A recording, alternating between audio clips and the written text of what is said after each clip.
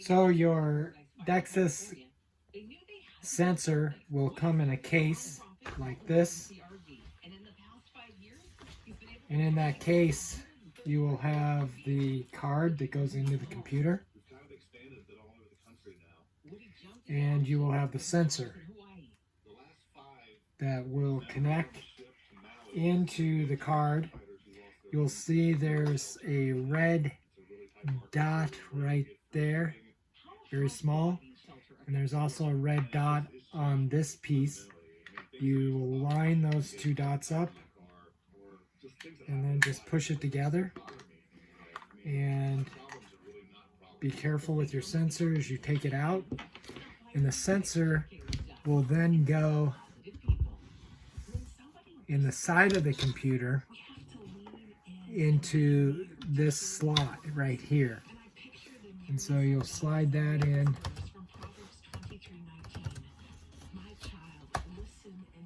as so. Then you can set down the case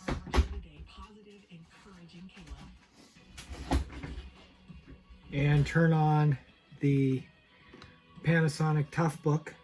It has a different way to turn on than most computers. It has a little switch right here, and you push it, and then it will start up.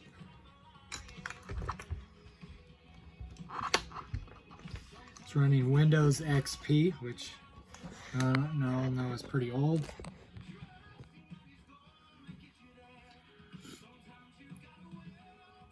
And it'll take a while since these are older computers. But they are just set up to use Dexis and to run Dexis. That's all that's intended to be on these computers. You will see there are icons here on the side. You want to use the Dexis icon, and this is a touchpad screen, so you can use one of these pins if you have one of these pins that comes with the Panasonic Toughbook. You can tap it twice. To set up a new patient, you would tap here, enter their last name, their first name, and then you would click done.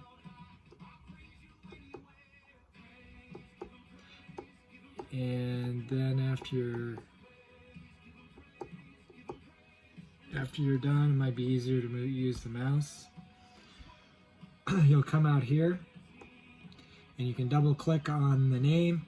You'll see that I've already left a couple of examples of x-rays on here, of pins, and so there have been a couple of test x-rays on this.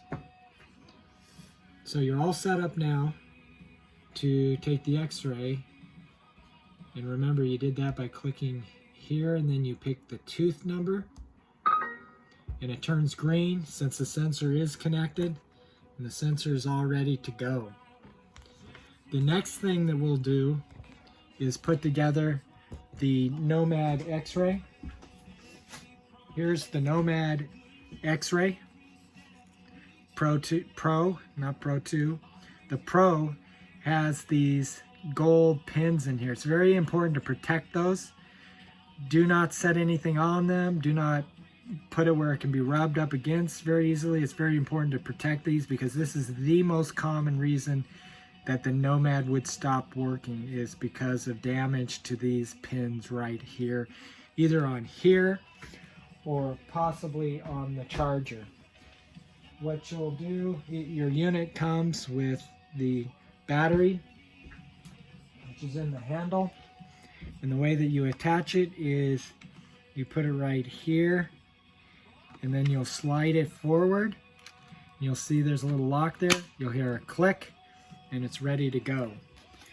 Then you push the power button, and it will light up, and then you have preset stations on here. You can adjust those by pushing different ones of these.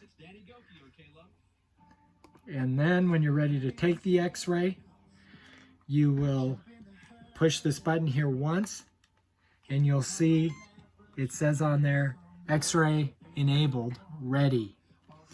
Then, whatever you're going to take the x-ray of, you will take that by pushing it once. You'll hear that, and the screen will turn red, and the x-ray will pop up. And there's my finger, and you have successfully taken your digital x-ray that then can be reviewed on each patient.